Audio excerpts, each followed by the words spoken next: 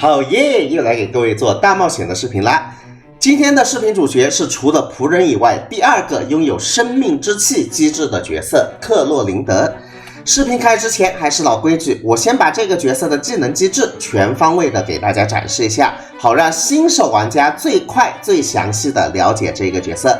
当然，如果你是原神高手，可以选择跳过这一段，从视频的5分20秒开始观看哦。克洛琳德是一个5星雷系单手剑角色，他的实战中最具性价比的输出手法是先 Q， 然后开启 E， 然后 EAAA，EAAA， 如此循环，很好理解吧？至于为什么这样的输出手法是最具性价比的输出手法呢？大家可以往下看下去。先来说它的普攻机制吧。和仆人一样，它拥有非强化普攻和强化普攻2种普攻模式。非强化普攻是平平无奇的5段连击，没有什么好说的。我们直接来看强化普攻，点击 E 进入持续时间 7.5 秒、冷却时间16秒的强化普攻模式。在这持续的 7.5 秒期间，我们有2种攻击方式可以进行选择。点击 A， 我们可以进行冲枪攻击；点击 E，我们则可以进行尖刀突刺。冲枪攻击和尖刀突刺2种攻击模式各有自己的特色。我们先来说冲枪攻击。当克洛琳德的生命之气少于生命值100%的时候，每一次使用冲枪攻击都会增加生命之气。通过这种方式，最多把生命之气加到自身生命值的100%，也就是现在显示的这一个量。等生命之气的量到达生命值的100%之后，继续使用冲枪攻击，它就不会再继续增加生命之气啦。根据本人的实测，实战中克洛琳德每使用3次冲枪攻击，生命之气就会正好达到这一个100%的上限。记住这一个3次，后面要考的啊。接下来我们来看尖刀突刺。和冲枪攻击截然相反，冲枪攻击每次使用都可以增加生命之气的量，而尖刀突刺不一样，每一次使用尖刀突刺都会清空掉所有积攒下来的生命之气的量。根据清空的生命之气的量的不同，尖刀突刺也会获得不同的威力和不同的效果。接下来重点来了，克洛琳德在实战中的伤害虽然也是和生命之气挂钩的，但是和仆人的随着生命之气的变化，伤害一直在改变是不一样的。克洛琳德的伤害呈现的是阶段性固定数值，什么意思呢？我来给大家解释一下。在克洛琳德的生命之气位于0和100%之间的时候，它的冲枪攻击会处于一个固定的较高伤害。而当它的生命之气大于等于100%的时候，冲枪攻击就会处于一个固定的较低伤害。也就是说，和仆人的伤害会随着生命之气的变化而随时变化不一样。克洛琳德的冲枪攻击伤害只有2种伤害，大家能理解吗？以此类推，尖刀突刺也是如此。尖刀突刺的伤害分为3种固定伤害。第一种，在它的生命之气等于0的时候，尖刀突刺的伤害最低且没有任何治疗效果。第二种，在它的生命之气大于0而小于100%的时候，尖刀突刺的伤害会得到提高，并且使用的时候会附带少量的治疗效果。第三种，在生命之气大于等于100%的时候，尖刀突刺的伤害会达到上限，且使用的时候附带的治疗量也会达到上限。看到这里，聪明的小伙伴们应该都发现了，实战中3次枪击1次突刺可以让克洛琳德做到输出最大化，也就是 AAAE。 那介绍完 A 和 E， 接下来我们来看它的 Q 技能。 Q 技能非常简单易懂啊，造成5段雷伤的同时赋予自身8级108的生命之气啊，所以如果把他的大招也考虑进去的话，他在实战中的输出手法是先 Q， 然后再 E， 然后 AAAE， 是不是非常简单易懂？接下来再对他的其他机制进行一些补充。第一点，在强化普攻模式的时候无法切换队友，切换了队友的话，强化普攻模式会提前结束。第二点，和仆人一样，在克洛琳德身上有生命之气的时候，它是不吃奶量的，这个奶量会转化为它的生命之气的量，以及造成雷元素反应后，克洛琳德会基于自身攻击力20%提升大招还有普攻的雷元素伤害至多叠加3层，不超过1800，以及克洛琳德自带20%的暴击率啊。以上就是克洛琳德这个角色的所有机制了，希望对你有所帮助。接下来我们进入实战阶段。现在我的克洛琳德天赋888，命之作灵命，圣遗物断章4件套，杀攻击力，背雷伤，头是暴击伤害啊。然后呢是精炼1阶，是一个0+1的克洛琳德，具体属性是这个样子的，暴击率相当于是有72.2啊，差不多是一个平民毕业克洛琳德了。我们先来看一下它的裸伤怎么样，大招伤害。11000一段啊，然后预备，这就是他的裸伤，可以说裸伤害有点不忍直视了啊。虽然说裸伤伤害不忍直视，但他的吃拐率还是很高的。在这里我给大家展示几个典型阵容，第一个阵容是这一个超激化队。来，草神挂草，然后切出克洛琳德来打超激化。我在这里给大家放0.5倍速，大家看清楚一点。冲枪攻击每一发在15000到17000左右，尖刀突刺3连突，第一发3万多，后面2发是1万多，一波下来打了罗基艾维尔森1/3左右的血量。第二个队伍激化绽放队，把队伍里的黄女给它换成行秋。这个队伍由于缺少了黄女的后台扩雷，所以克洛琳德本身的雷伤会降低一点点，但是草种子还有行秋的羽连剑补充的伤害呢也是比较不错的，整体打下来一波也是打了1/3左右的血量。个人在这里把这2段录屏放上来给大家对比一下。总体输出呢确实是差不多，大家可以按照自己的爱好自行选择。不过如果你的激战队伍里的行秋给它换成叶兰，那肯定是激战队伍要更好一点啊。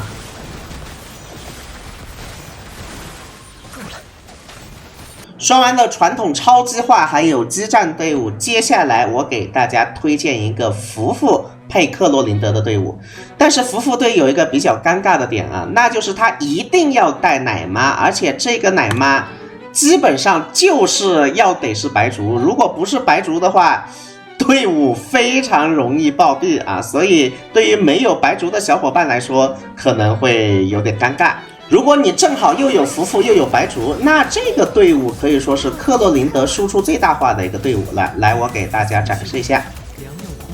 克洛琳德开大 ，OK， 福福的输出也不俗，克洛琳德的输出也不俗，整体打下来呢是要超过1/3一点的一波下来。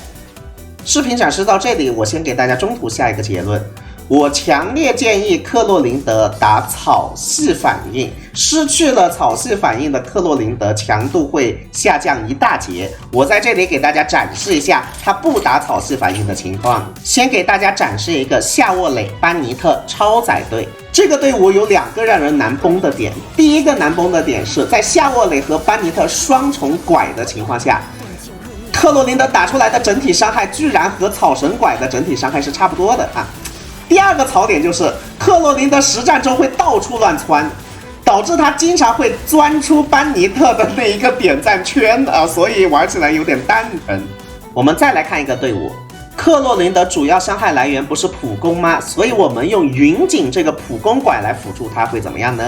这一段录屏是没有上云锦的情况下，克洛琳德打出来的一个实战。可以看见伤害偏低啊，然后 111A 呢一共循环了5次半左右，而接下来我们把云锦给它上了 ，OK， 可以发现普攻伤害明显是变高了，但是云锦的加攻速居然无法改善克洛琳德的循环，一波循环打下来还是5次半的 EAAA。也就是说，云先生他只拐了他的伤害啊，他的加速基本上就没拐到，也是比较尴尬的。个人也不建议用云锦。那照超雷9万班、克9万班这个队伍强度怎么样呢？非常可惜，9条的充能在这个队伍里面根本冲不上。这就导致你的9条在场上就要一直射那个范围很小的蓄力箭，增伤和激化队一样，操作起来又麻烦，个人也不推荐用9条。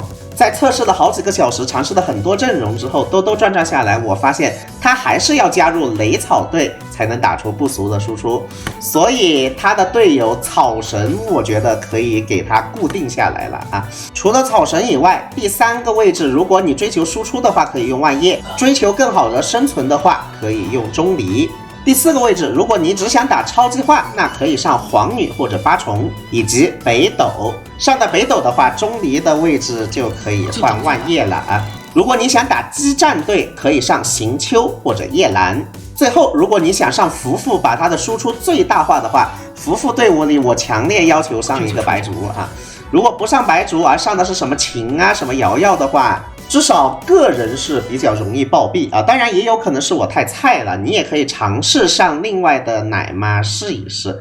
以上就是克洛琳德的一个配对推荐了，希望对大家有所帮助。最后，克洛琳德在配对的时候，大家还要注意一点，那就是它的攻击范围不算很高，敌人稍微离远一点，它就只能打到1个了。所以在配对的时候，还是要上一些可以对群的队友的。接下来，武器和圣遗物推荐环节。武器方面，我个人建议副属性一定要是暴击伤害或者是攻击力，千万不要去选择副属性是暴击率的，因为它自带44点暴击率，你如果选择暴击刀的话，暴击率大概率是会溢出的，所以我建议大家就往爆伤和攻击力上靠。那么我们以专武的分数为100分来看，下位替代最佳选择是雾切，雾切能达到90分左右。如果你的雾切有精炼啊，那就用雾切，精炼的雾切肯定是比精一的专武要强的。除了雾切以外，千之的专武还有疾风之刃都能达到85到90分之间。那么4星武器选择什么呢？个人推荐匣里龙吟或者黑岩长剑。再往下的话，黎明神剑也不是不能用啊。圣遗物方面，最佳选择肯定是异响断章4件套啊！你不要想着打反应如雷套会不会超过异响断章，不会超过。异响断章绝对是最好用的啊！如果你没有异响断章4件套，用如雷套和决斗士作为下位替代。十之杀固定选择攻击力加成，头固定选择暴击伤害。至于杯子是带雷伤杯还是攻击杯呢？个人测试下来，雷伤杯要比攻击杯稍微高那么一点点，大概5%左右，甚至不到啊。以上就是平民克洛琳德的所有要点的一个总结了，怎么样？是不是给大家展示的非常全面，看得非常舒服呢？那有多舒服呢？就像我肩上的妙界按摩仪一样舒服。妙界按摩仪就像日常生活中 T0级别的辅助，后台按摩帮我们回能回血，是我用过最像人手的一个按摩仪。之前的动态我就推荐过了，好评多得不得了。巴蒂软硅胶的按摩仪一出手就知道有没有。向上能攻克盐元素充盈的脖颈，向下模拟虎口抓揉斜方肌，还有大面积的热敷舒筋活血，酸痛的肩颈几分钟就被按得服服帖帖。大家想要熟练掌握游戏操作，不仅要看教程，还得多加练习，但也不要游戏都还没玩明白就做得浑身酸痛了。早期不注意预防得了颈椎病，比没有抽到心仪的角色更加痛苦。而有了妙界就不一样了，扣起来背在背上，一边游戏一边按摩，3档力度调一调，还可以顺带按腰部和小腿，6边形战士有没有？完美实现随时随地按摩，直接把去按摩店的钱都省下了。这几年我也用过很多按摩仪，很多都按不进穴位，就跟没按一样。不像妙界，灵命就是完全体，操作手法拉满，打的就是深入速攻。按了几个月，人都比之前挺了，长得也比之前帅了。优惠券数量有限，赶紧去评论区抢1张吧！赶上活动还能更加优惠，2年质保，1年内有质量问题免费换新，加赠送运费险，售后无忧，买回家全家可用，性价比高，送礼还可以找客服代写贺卡哦。久等了，接下来我们进入命座提升环节。一命开启一技能持续期间，克洛琳的普通攻击造成雷元素伤害命中敌人后，将在敌人附近召唤出夜巡之影，进行2次协同攻击，每次30%攻击力的雷元素伤害，每 1.2 秒触发一次。给大家展示一下啊，这个触发频率呢还是挺高的。实战提升这个一命的伤害提升在15%左右。不过伤害提升虽然不高，但是它挂雷频率变高了，也是有好处的。以下这个弹幕屏是一命的克洛琳德实战中的一个表现。说实话啊，一命其实并没有非常本质的一个提升。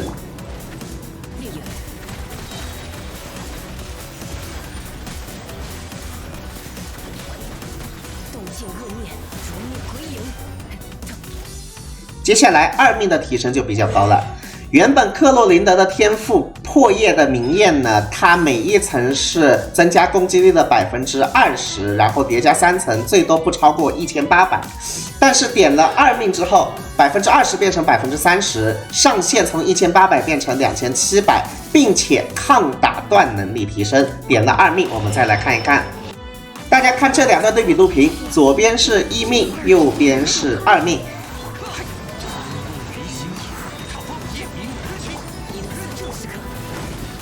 看得出来，二命的增伤是非常立竿见影的。打了一波循环之后，一命打了一半血量不到1点，而二命打了将近3/5左右的血量。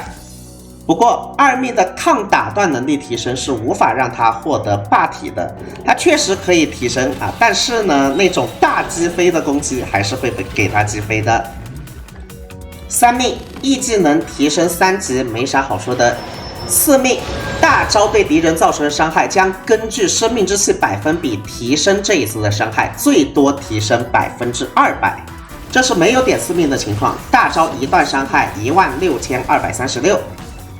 点了四命，用100%生命之气打了29299。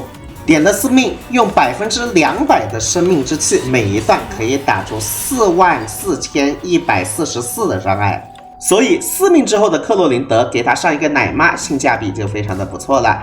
个人推荐四命之后可以用这一个队伍哦。五命大招的伤害提升啊，没有什么好说的。六命一大串文字，我给大家缩略一下吧。六命就是提升10点暴击率，提升70点暴击伤害，每次强化普攻期间会召唤6次民族之影的这一个追击，同时克洛琳德受到的伤害降低80%，抗打断能力再次提高。六命可以说是一个核心命座了。点了六命之后，首先克洛琳德本身的裸伤就上去了，他自己一个人就能秒杀妙脆角。但是值得注意的是，虽然六命克洛琳德的输出已经很高了，但是还是达不到全游天花板的级别。比他六命输出更高的角色还是挺多的啊，他一波还是秒不了罗基艾薇尔森的。不过六命克洛琳德的扛伤实在是太逆天了，配合行秋甚至能做到真正意义上的无敌，这个大家在上一期视频都看过了，我就不用多说了。给克洛琳德这一个角色做一个最终总结吧啊，个人觉得零命平民状态的他呢，不算是一个非常天花板的角色啊，虽然输出也高，但是比起之前的三体人还是有点差距的。然后命座方面呢，提升比较高的命座，一个是二命，一个是六命，尤其是六命的提升相当之高啊。个人觉得，如果你是性癖党的话，抽它完全没啥问题，或者你喜欢它的那一个无敌机制，抽它也是没啥问题的。但如果你是强度党的话，它的强度是达不到天花板的 T1 到 T0.5 左右。那本期视频就给大家做到这，希望对你有所帮助。最后祝大家欧气满满，身体健康。再见。